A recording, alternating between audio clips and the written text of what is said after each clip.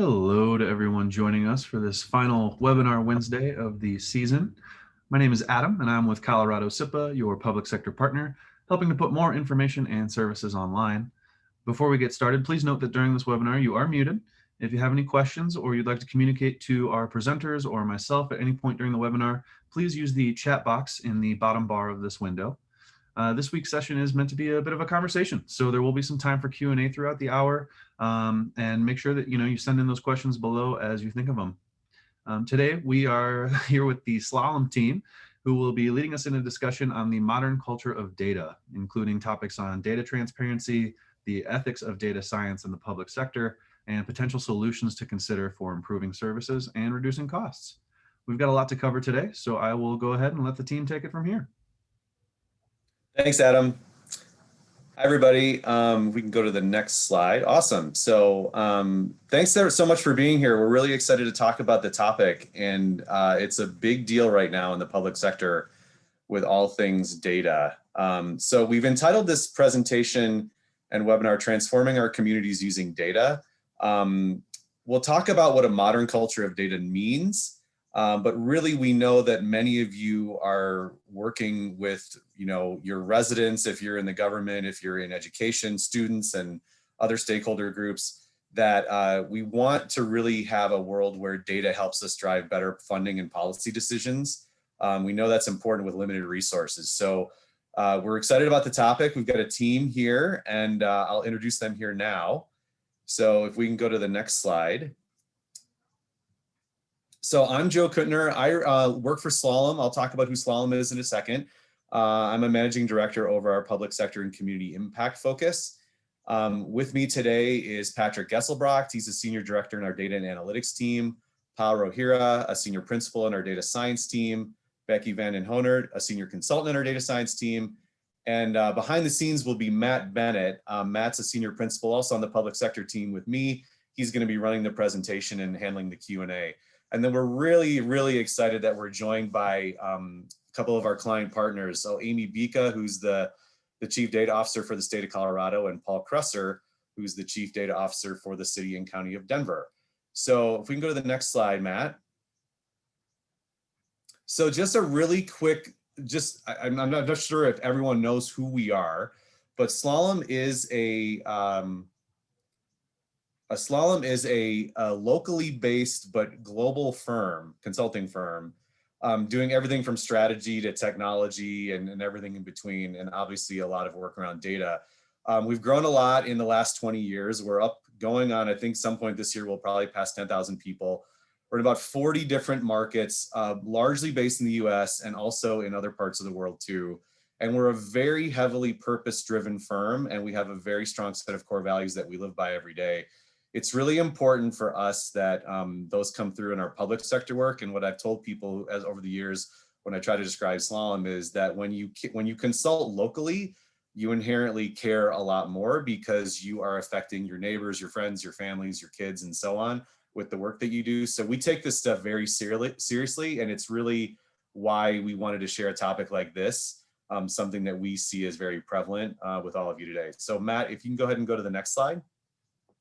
So Adam teed up the agenda in his opening, but we're going to cover really some things around just a current state of where everyone's coming from on this webinar, around the current state of data. And then we'll get into a point of view called modern culture of data. I'll have Patrick cover that along with Amy and Paul. We'll get into data transparency and data science ethics. That'll be Pyle and Becky along with Amy and Paul. And then we'll close with just some considerations as you leave the webinar. And if we have time for open discussion, and chat and Q&A, we'll be able to fit that in. And Matt will be monitoring the Q&A, and we'll try to weave those in throughout where they make sense. So Matt, go ahead and go to the next slide.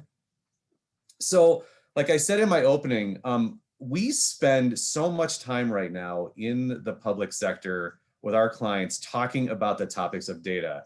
How do I manage data? How do I store it? How do I govern it? How do I visualize it? But really at the end of the day, like I said, how to use it to make better data-driven decisions for both policies that affect people and funding decisions for projects that you can do and programs that you can fund to move things forward in your communities. So it's a huge deal for us. And we think that like I said, we wanted to spend time on this because it's that important, that prevalent. but it's probably 2/3 to 3/4 of my time I spend talking about this. So it's very relevant. And one of the things that we wanted to do is to get your input about where you're at or where you're just how you're using data in your own current work. So Matt, if you can go to the next slide, we have a tool that we use for engaging with people in sessions like this called SparkThink. So what we'd like you to do is we've got 2 questions you can see there on the right, but if you're looking at this on your phone or looking at this on a computer and still want to use your phone, you can just scan that QR code with your camera to join the conversation, or you can go right to that web link right there and then use the code 1404. Matt just threw it into the chat. So however you get in, we'd love the answers that you have to those 2 questions. And we'll start with the first one, which is, what are you currently doing with data to improve the lives of your employees, residents, and constituents? So what we'll do is Matt will change screens here and we'll go to the SparkThink screen. And as you answer that question, your answers will appear here and we'll talk about them briefly. So I'll give you just a couple minutes to weigh in on this. So please answer when you're ready.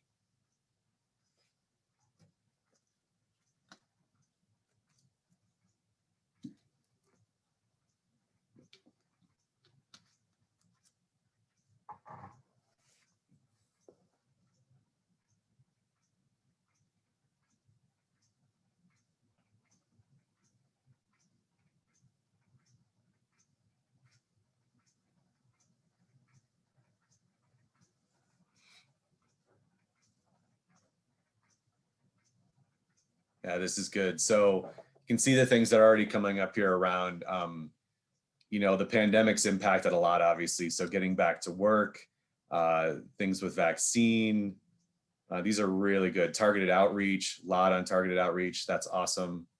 Yeah, accountability of the public. That's a big one too. Transparency. We'll talk about that a little bit as we go. And then just some process things like, you know, permits and getting how to do that with the public. Yeah, these are really, really good. So I think these answers show, I think, a really important piece of this too, which is that there's a lot that can be done internally within an organization to improve, you know, feedback for improvement, reporting, process improvements, and so on. And then things that face the community around, you know, how do I tackle issues of, you know, vaccine management or crime concentration or education or other things. So, and I love the last one around better understand who we are serving and not serving. So much of this last year has been very much from a lens of equity. And we'll talk about that as we go through this as well. But many organizations right now that we're working with and talking to are very much focused on equity and how their services are viewed through that lens. So that's great. This is awesome. Thanks for the feedback. Matt, let's go to the next question, which is, and I don't have it on my screen anymore. There you go. So how do you involve the most impacted? How do you involve the people that are most impacted in the decision-making process? So if you're going to look at this from the perspective of, you know, using data to engage with the public, you know, how do you involve them in these things in the decision-making process of what to do in your organizations? We'll just give you a couple minutes to think about this one and answer it as well.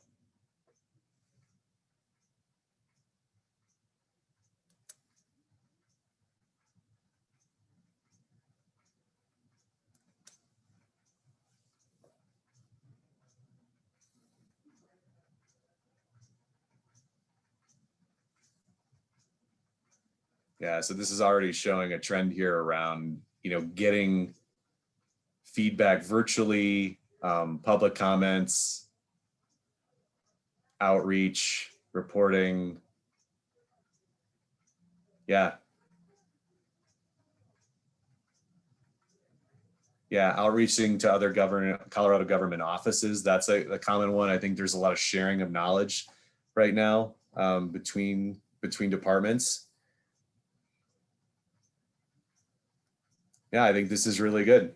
Yeah, very much of a community outreach lens and a way to engage folks in the community through the tools that are available, and then using that data to report on and tell a story with, which we'll talk about more in a second here too. So this is really good. Thank you for the comments. And we just, like I said, we just wanted to get a sense of where people were coming from on this topic and where they're grounded. So what I'm going to do now is I'm going to transition over to Patrick Gesselbrocht. And Patrick, like I said, is a senior director in our data and analytics team. And he's going to walk through a point of view that we've created on a modern culture of data. And this has been very informed from a lot of our client work, as well as just what we pay attention to in the space. So Patrick, I will turn it over to you.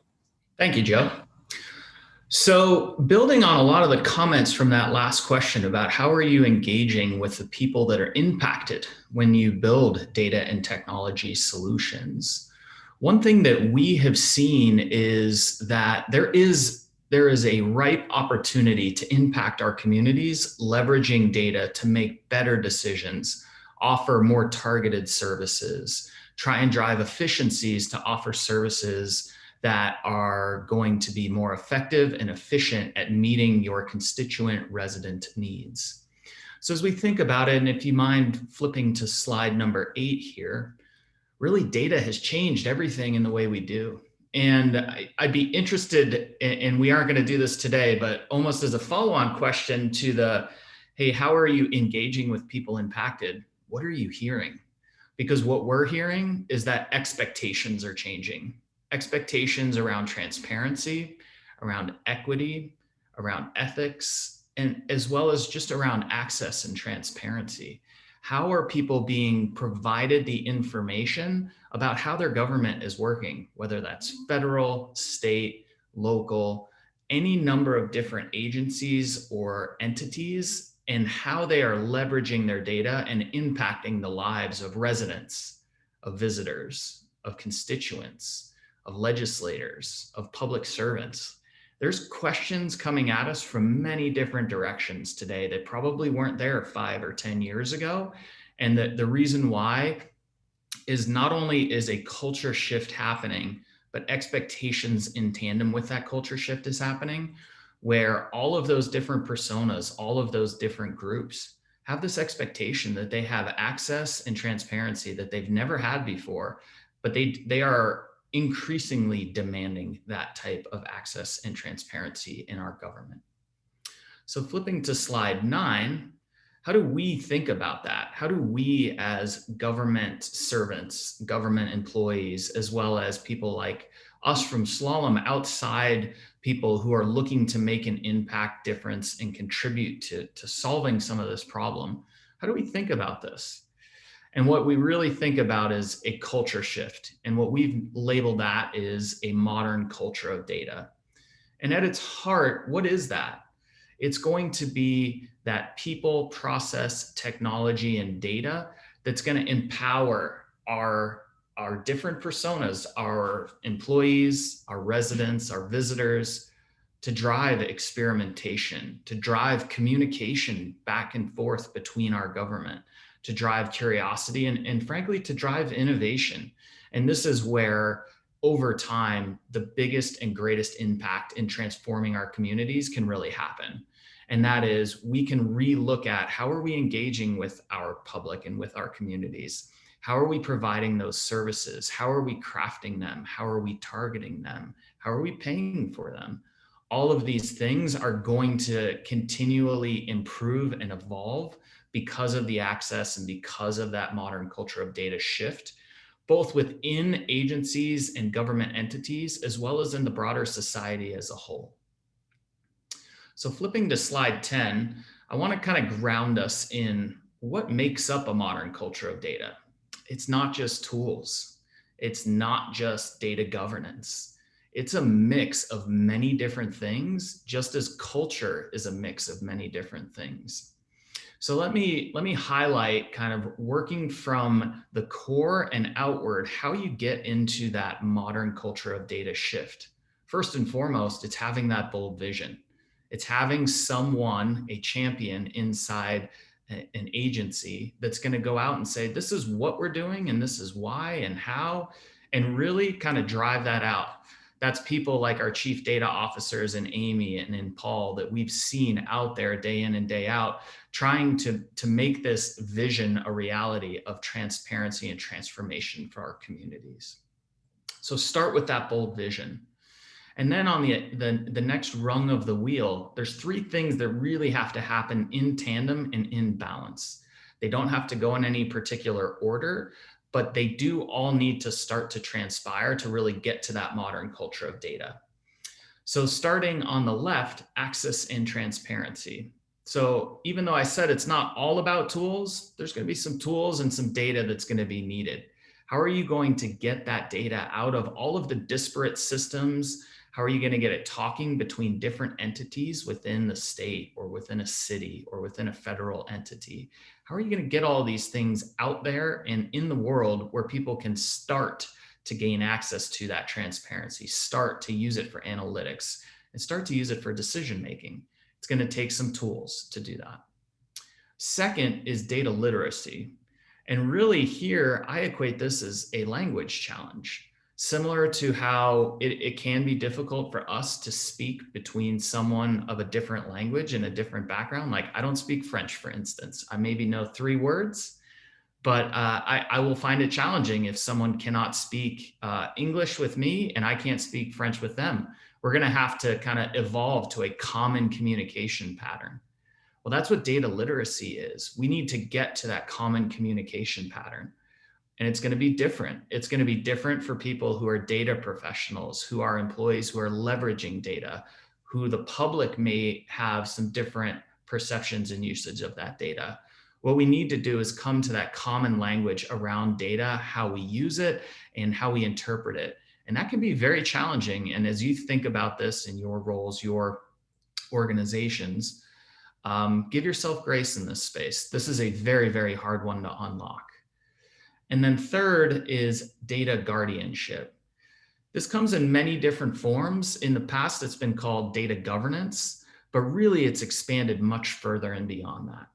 So it is the people, process, and tools to really drive the controls around the data. So as much as we want to open that conversation up with data literacy and open that transparency up with tools, it's also very important to protect privacy, to protect ethics, to adhere to compliance regulations like GDPR and CCPA. All of these things really show up in this guardianship space. So as much as we want to get out there in the world and leverage and use data and analytics, we have to balance that out with ethics and with approaches and with regulations. And it's always a healthy tension between the two.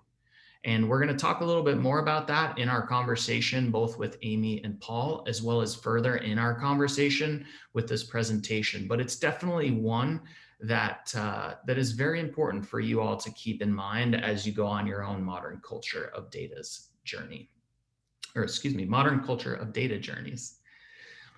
Last, the outer rung, the ways of working. This is the holy grail. This is where we want to get to. We want to get to a way of working where it is data driven, where we can make decisions, where we can optimize our services, where we can connect with our communities. And when these things start to unlock and happen with all of the pieces coming together, really exciting things about how the world can and will work can really happen with this modern culture of data shift.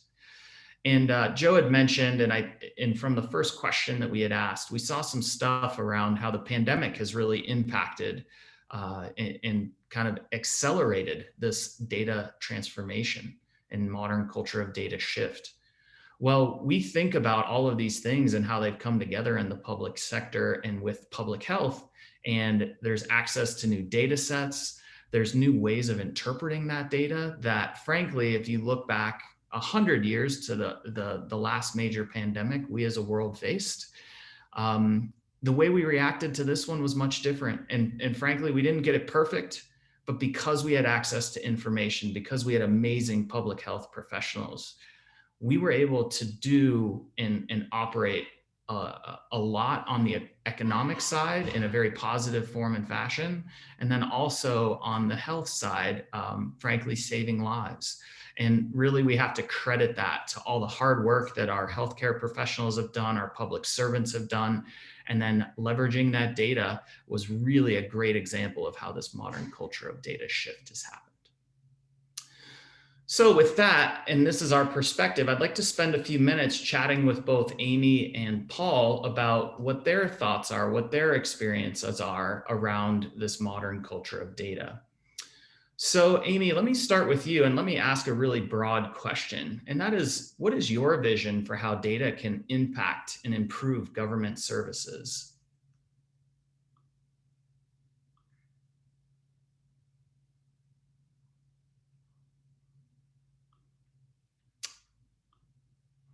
She may be figuring out the fun technical difficulties of Zoom here. So maybe we could flip that question to Paul. I actually, well, I can, Oh, I think there we I go. was just muted. The basic Perfect. 101, can you hear me now? Yep, we gotcha. Gotcha. So I was really appreciative of the feedback people gave earlier to understand, what different individuals are seeing as some of those opportunities.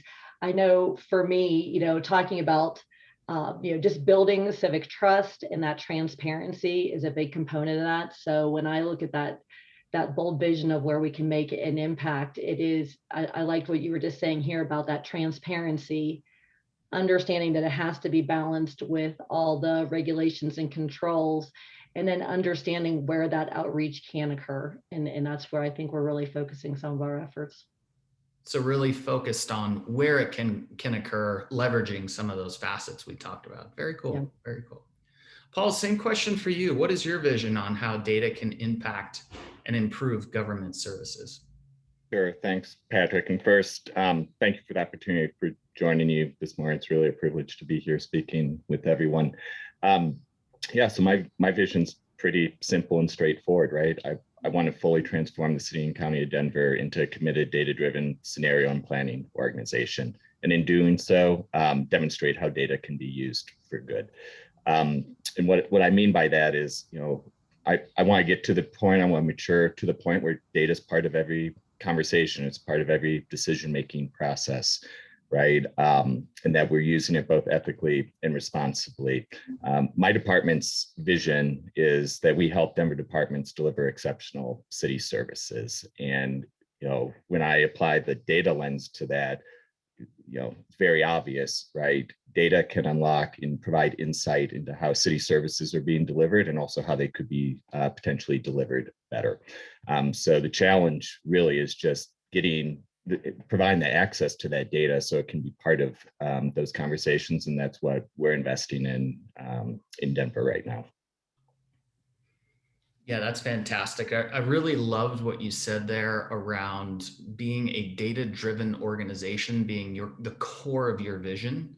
And then you already started to hit into some of the challenges you've got. And you mentioned like some of the access and transparency is really where you're invested, probably both time and energy right now, from what it sounds like.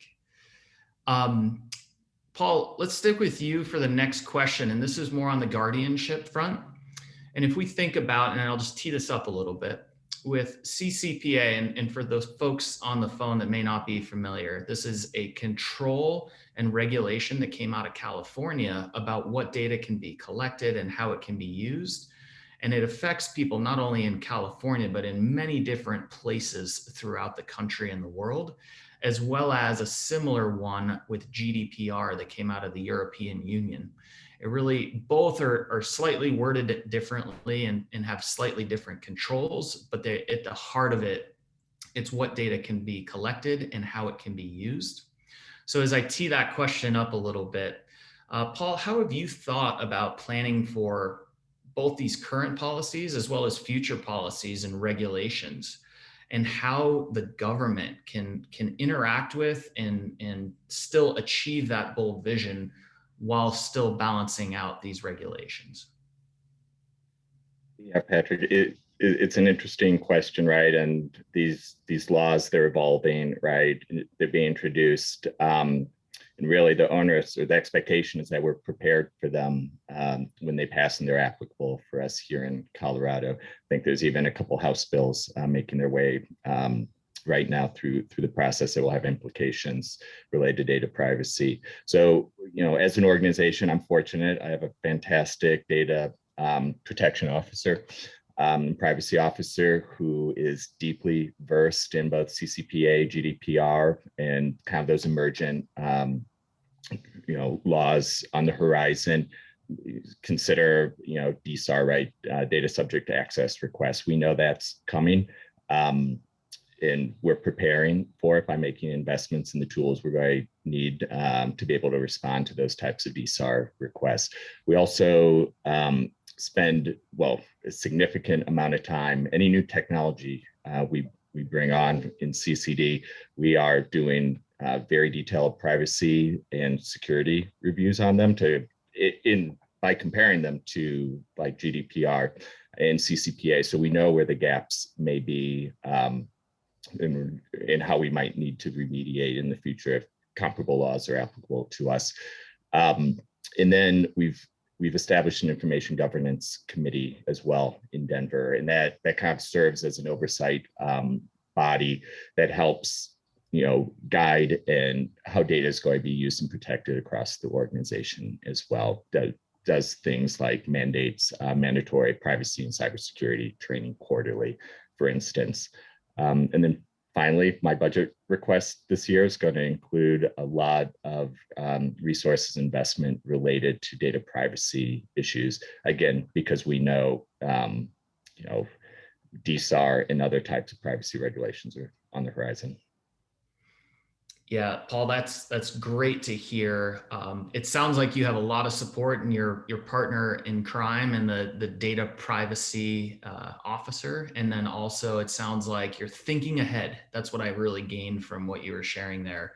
Thinking about as you bring new systems, new capabilities, new people on board, that you continually evolve the thinking, preparing not only for today, but also for tomorrow, which if folks can take a few things away from this call, Paul's experience and what they're doing at the city is fantastic, because this is definitely going to continue to evolve from a topic area that is going to need attention for years to come and maybe forever.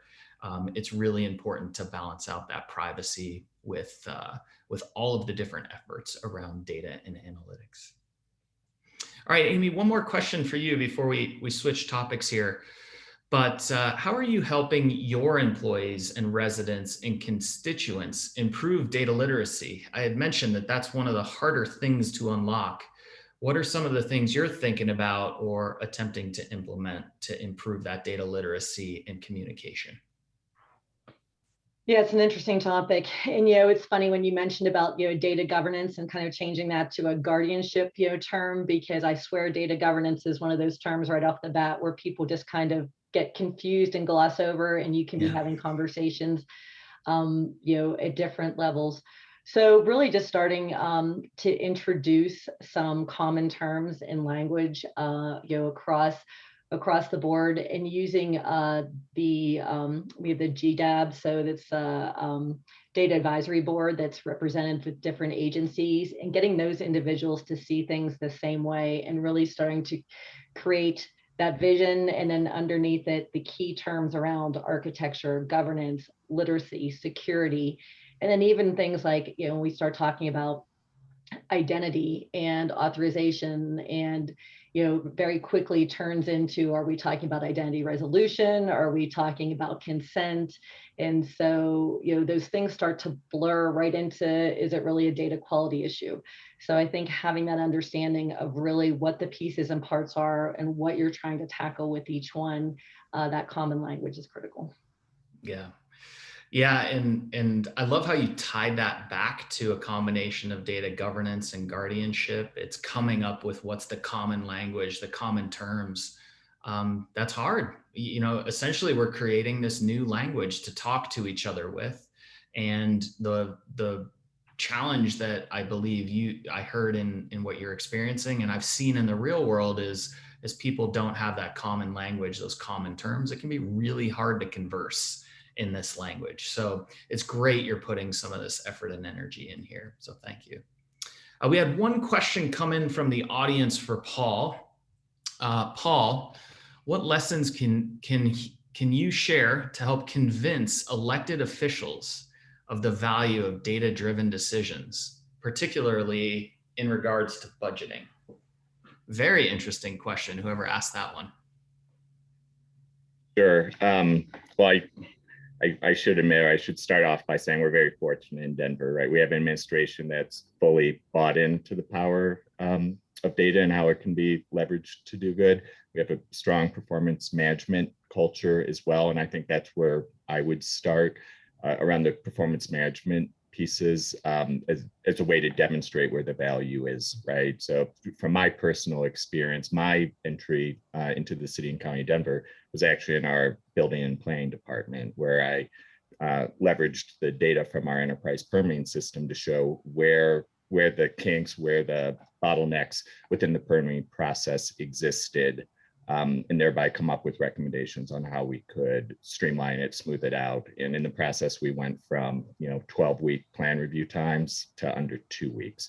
So it's finding the right opportunity, it's demonstrating the value, it's tying it back to how the data was actually leveraged to identify the solution. And if you can tie that to cost savings and efficiency gains, that's obviously what's going to resonate with the elected officials. Yeah, Paul, that's a great way to think and approach it. In essentially the way I just interpreted that was I need to be able to demonstrate the value of it through exactly what we're talking about, transforming our government, transforming our communities with data, whether that's coming up with a new service or finding efficiencies, like you said. That's what our elected officials are going to be most interested in. Very, very interesting perspective. Well, thank you, Amy and Paul, for sharing your thoughts. We're going to continue the conversation. Please continue to send your questions as we go. We will try and circle back at the end if we've got a little bit of additional time as we wrap.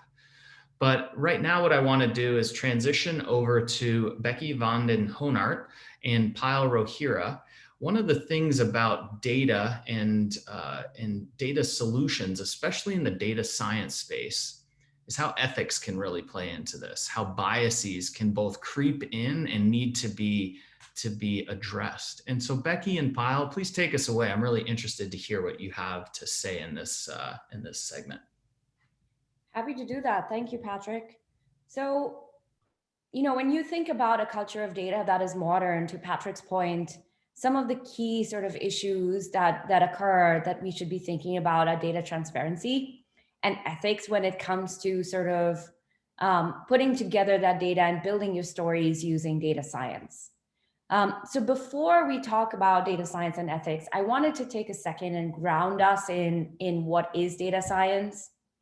I'm sure a lot of you have heard terms like machine learning, artificial intelligence, statistics, data science, and it can all seem like this magical black box that you put data into and then gives you these wonderful solutions. But really what it is, all of these principles, they're about telling stories with data. So if you think about a typical example in the public sector, right? If you want to answer the question of how do I run this program more efficiently? Or how do I plan for budgets for the next year, knowing I have X revenue coming into this year? All of those questions can be answered using data science, because really what we're doing is looking for those underlying patterns in data. Next slide.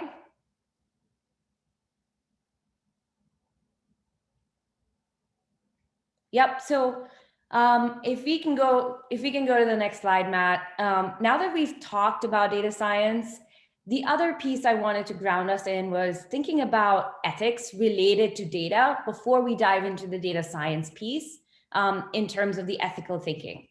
So, if you think about the increasing digitalization of human activity and how that has shaped the world around us, the issues that we deal with as practitioners of data science and data are getting more complex over time, right? So if you think about a responsibility to understand the caveats and the complexity behind that, some of those issues are related to are data and algorithms not being purely objective.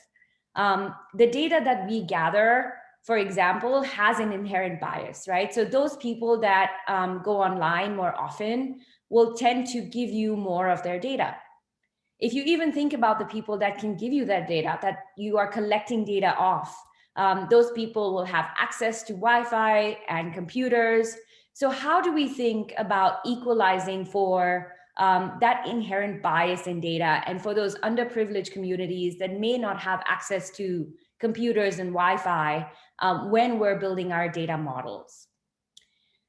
Another big issue when you think about ethics related to data is all of the time that we spend online on different social media sites and different websites in general. All of those sites are using algorithms that are really optimized to keep you online as much as possible. So what does that mean? As consumers of data, for us, that means we get to see more of what we like and we're interested in. But that also means that we get to see less of different ideas and unique thoughts and approaches. For data practitioners, the big issue there is that the data that you collect over time will start to be more homogeneous. And how do we account for bringing diversity into our data sets? So we're looking for sort of equalization across all audiences and all of the people that we would try to target or analyze in sort of our data models. And then the final issue, which I think is really the biggest one, and I wanted to leave it for the end, so I could really spend a second talking about it. In the public sector, we are all here because we want to make a difference for our most underprivileged communities. And the way we do that is we gather data about those underprivileged communities and try to identify ways that we can help them. But how do you balance that with the need for data privacy for those very same communities? That is not an easy question to answer, but that is a lens that we should be thinking about as we sort of go out into the world as data practitioners and data scientists. So now that we've talked about what is data science and grounded ourselves in sort of the basic idea of data science and some of the key issues related to ethics when it comes to data in general, let's dive a little deeper and talk about sort of that marriage of ethics and data science and some of the issues there. And I'll pass it to Becky to take on that one. Great, thank you, Payal. So yeah, I want to dive in and answer the question, what does this mean for me, a person or someone on my team doing an actual data science project? What are the things I need to keep in mind? And those ethical considerations when I'm actually doing this work. So I think the answer to that actually depends on your main objective or the thrust of your project. So if we look at that top picture on the left there, that's supposed to be depicting a gender pay gap. So if you're kind of in that case where the goal of your project is to uncover or better understand some equity issue, I think, frankly, the biggest obstacle to an ethical outcome is just securing the funding and the time and resources to do that work. And so that's a big one. This work is important to do and I think should be prioritized. But there is one more piece. If you're lucky enough to actually secure funding and time to do this important work, it's also important to try and guard against the subjective interpretation of whatever results you get, especially given how passionate you and your team might be about the topic, and given the potential impact and scrutiny some work like this can face. I'll give one little tip. I don't have all the answers, but I'll give one tip from my perspective and my background in science, where this subjective interpretation is a big theme. And that is the extent to which you can fully vet and plan out and commit to a given methodological approach ahead of time before you see what that approach yields and what answer it gives.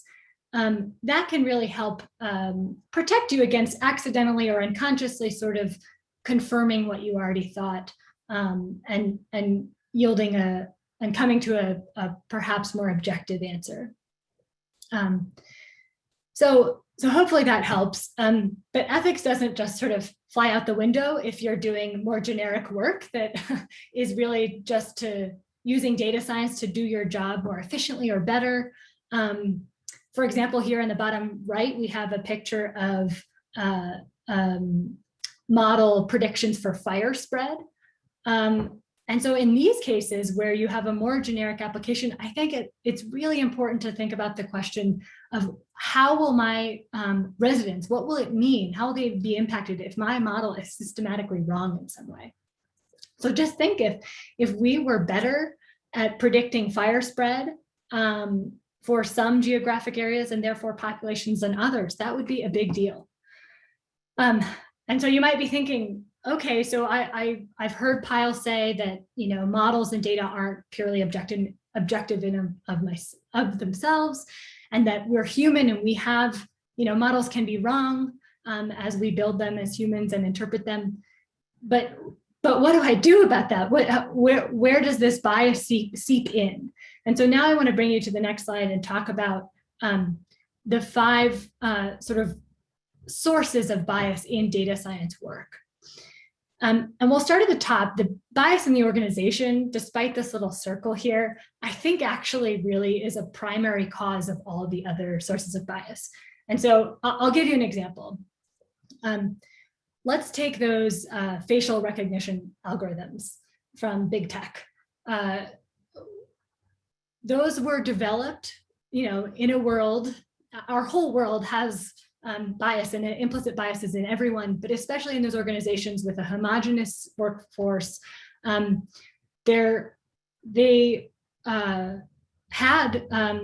susceptible to this systemic racism, and when they built these facial recognition algorithms, the data used to train those models was primarily composed of white faces. And the impact of that was that the models were not as good at doing whatever their task was, identifying the person, identifying the gender or age of the face, whatever, what have you. It was not as good when applied to non-white faces. And this is actually an example of bias in the data being caused by bias in the organization. I think this also serves as an example of model misuse and incorrect generalization. You could argue that those facial recognition algorithms could be appropriately applied in a very narrow scope of just white faces, as if that existed anywhere. But that narrow scope was not recognized or heeded. And so therefore, these models were inappropriately applied beyond sort of their original context or appropriate context. So I skipped over bias in the problem and bias in the model. And so I'm going to jump to a different scenario to explain these ones.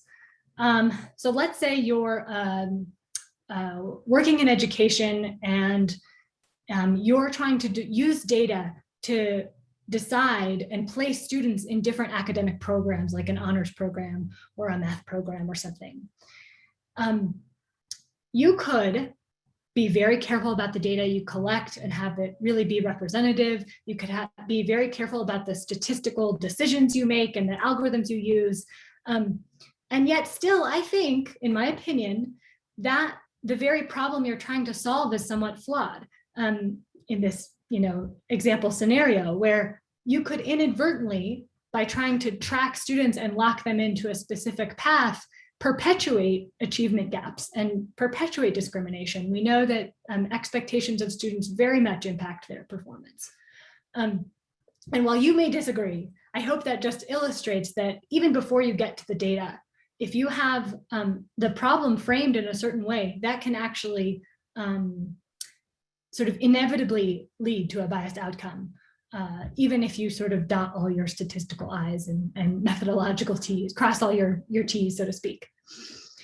So let's say you are in this example scenario, you reframe the problem, not to track students by their past performance or something, but rather to try and think about, okay, use data to evaluate whether, program or initiative A, like, office hours or more parent-teacher conferences or something, program A, is that more helpful or is program B more helpful? And you're going to use data to decide between those two.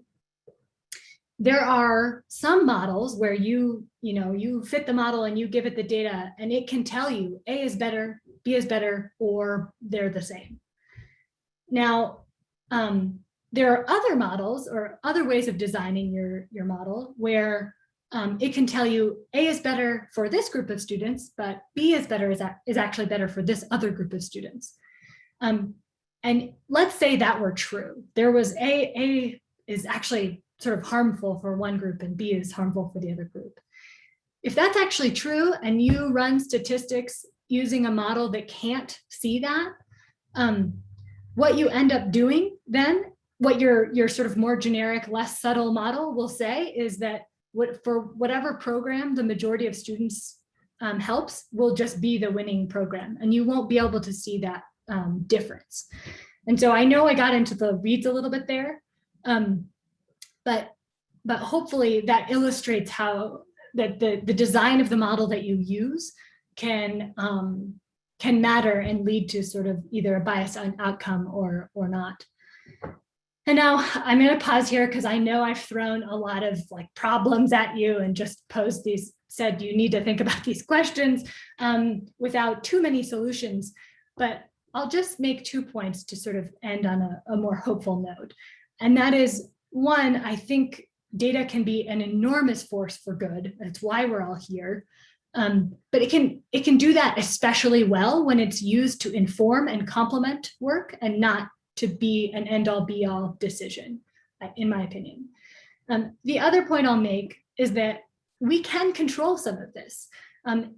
Just your awareness of biases in the problem, bias in the data, making sure you have representative data, making sure you're really using rigorous analytics, all of that is within your control and can really help guard against these sources of bias. And it is especially effective to thoroughly think through these with a diverse group of stakeholders who might see that bias in the data more immediately than you do.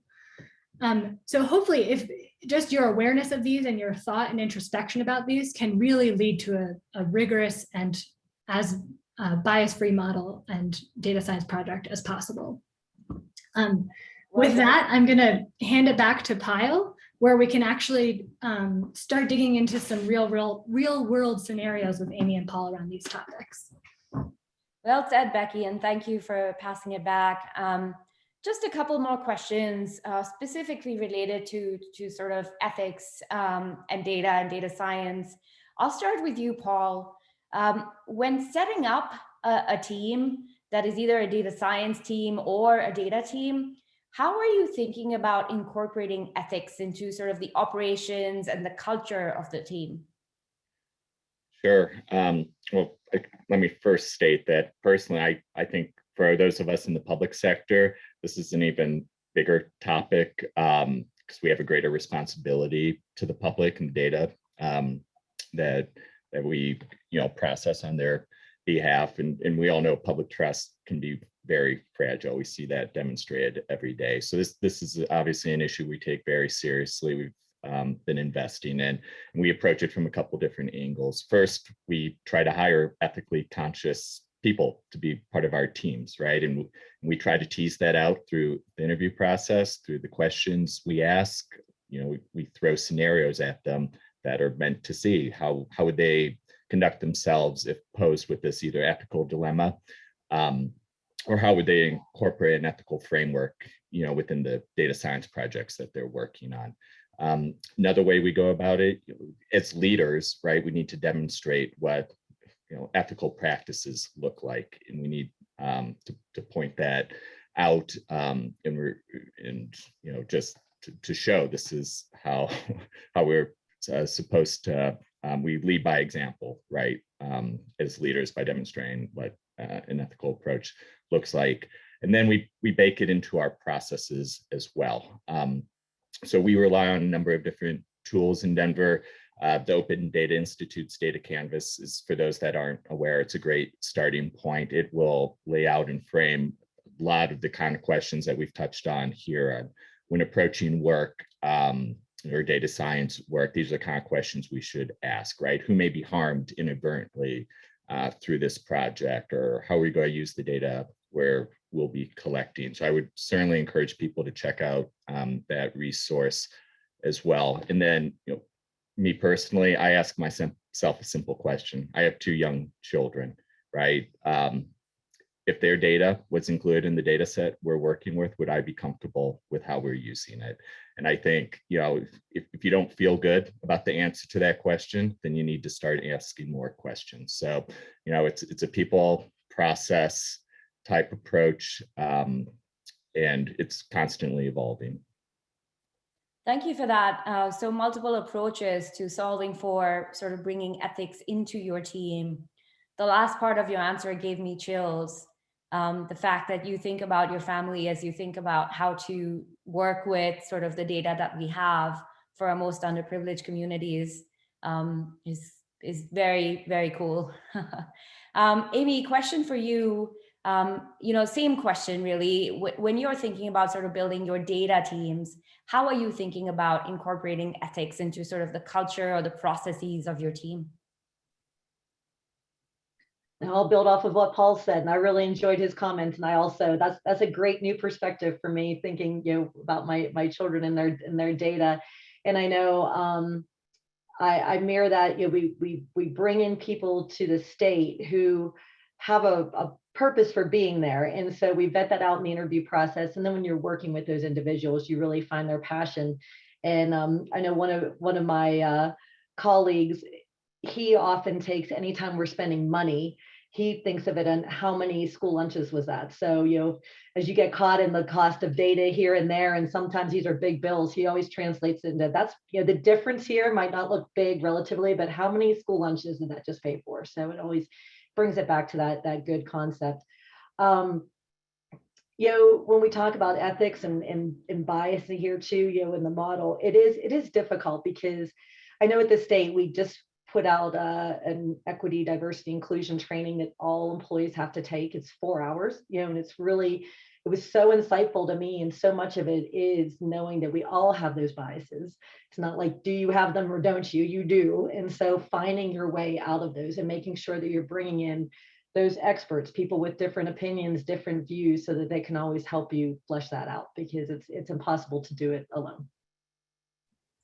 Nice. So I hear a common theme around sort of bringing it back to the people that you are really impacting, and thinking about it from the perspective of school lunches or your families, and how it would really impact them if you were to use their data or make certain decisions around budgets. This is great. I feel like I'm learning so much. Paul, turning back to you, one thing we've talked about a few times now is that the data you collect, your model is only as good as the data you collect.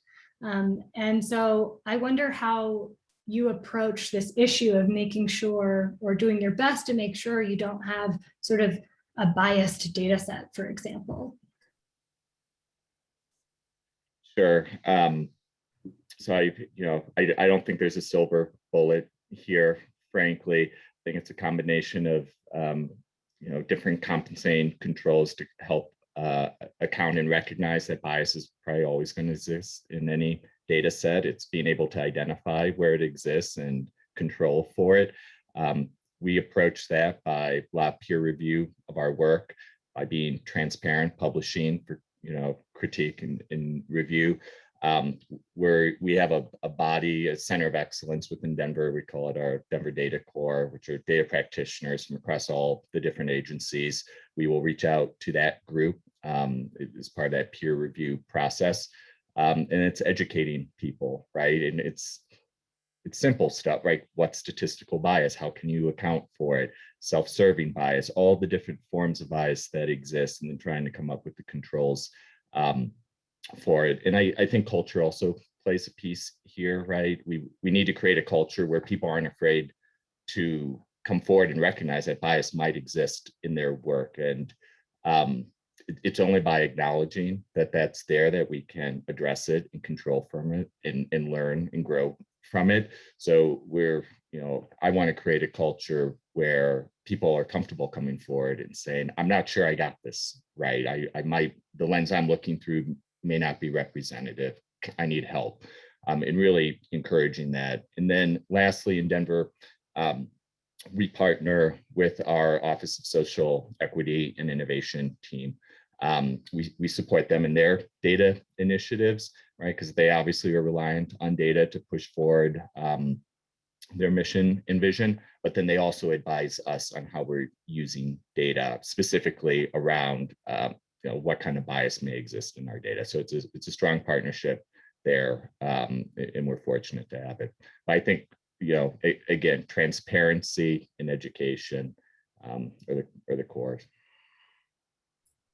That's great. Thank you. I like this theme of bringing in having a culture where bringing in different perspectives can be acceptable and encouraged. I think that goes a very long way. Thank you.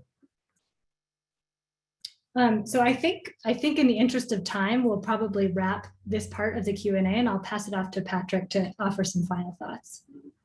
Thank you, Becky. So in summary from what we discussed today, one is, what does it take to make this shift around culture and around data, trying to drive towards impacting our communities with data and solutions? Second, we covered is biases, both inherent as well as subconscious. Where and how can we identify those? Where and how can we address those? And frankly, how can we best provide solutions in the data space to our communities, to our employees, to our residents? And ultimately, and Paul and Amy, I love the thinking about the impact. How is this impacting our families, our friends, our organizations, our small businesses, our school lunches and our school programs? Like all of these things, at the end of the day, when we think about that public space, they do have real and material impacts. And we want those to be very positive and good impacts. Paul, you used a term earlier today, the public's trust is fragile. How can we build that into something that's very strong and very trusting in what we're doing with data? And it really starts with all the things we talked about: transparency and culture and bias and ethics. Like, how do we address all of these things at the same time? And the last thing I'd like to do and offer is, we've used the term data professional and data practitioner a bunch today. And the interesting thing, I'm reading this fascinating book called Who Does What with Data? And the thing that they pointed out, and I really believe, is that we all are data professionals and we're all data practitioners in some way, shape, or form. We're thinking in terms of what information is out there and how can we use and leverage that. That's part of the human experience. And really what we have now is we have the tools to do this in a very large scale, in a very big way. It's an exciting time. It's an exciting time to leverage and use these things, but we have to do this in a diligent and very methodical approach. And Paul, I love all of your commentary and I really appreciate your perspective. Amy, likewise. I appreciate all the great work you're doing at the state and what you are bringing to our communities, both in the city and county of Denver, as well as the state of Colorado, respectively. So thank you both. And thank you for putting your heart and energy into these cultural shifts. Joe, why don't I pass the mic over to you? Yeah, thanks, Patrick. And I would echo Amy and Paul. Thank you so much for the help on this. We loved hearing what you had to say and know that you're doing some really great and transformational work. So we're glad to know you and work with you on those. I also wanted to just say thanks to all of you for attending and taking an hour out of your day to talk about this. We really appreciate the input, the questions, and then also wanted to thank SIPA for giving us the opportunity to present. We're really grateful to be partnered with SIPA and look forward to doing more work together and more sessions like this. So thanks to all of you. And with that, I think I'll turn it back over to Adam to really close us out. But just thanks, everyone, and I hope you have a great rest of the week. Yes, thank you all. That was so informative. I think that was a great conversation, and I'm really glad that I was here to catch that. So again, thank you. To everyone that attended. If you find that you have some more questions now that we're parting, please do not hesitate to contact SIPA or Slalom. We do have Joe's email right there if you want to reach out to him, or you can reach out to Beth or myself. If you would like to return to this webinar to view it again or share it with a colleague, please keep a lookout for the post-webinar email. We will have that up in the next couple of days here, and that will be sent to you, linking you to SIPA's YouTube channel. Additionally, we do want to make sure that these webinars are as relevant and informational as possible. So it would be appreciated if you could take a minute and just fill out the survey following the webinar. It's short, but hopefully it will keep SIPA on track with being able to provide you with information that you're most interested in learning about when we come back next season. So to close, thank you all again for joining us this morning, and a big thank you to the Slalom team for this very informational conversation. So have a great day, everyone, and we will catch you at the next webinar Wednesday.